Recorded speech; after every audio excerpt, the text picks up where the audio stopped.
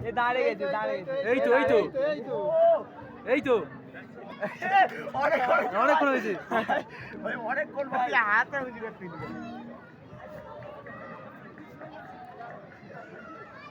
আর হয়নি শিখাতো না কাটতে হয়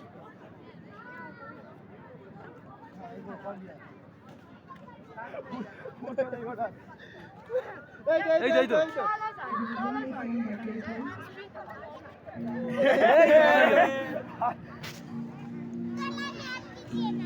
দেখো স্পিড কর ওরাম রাখ ও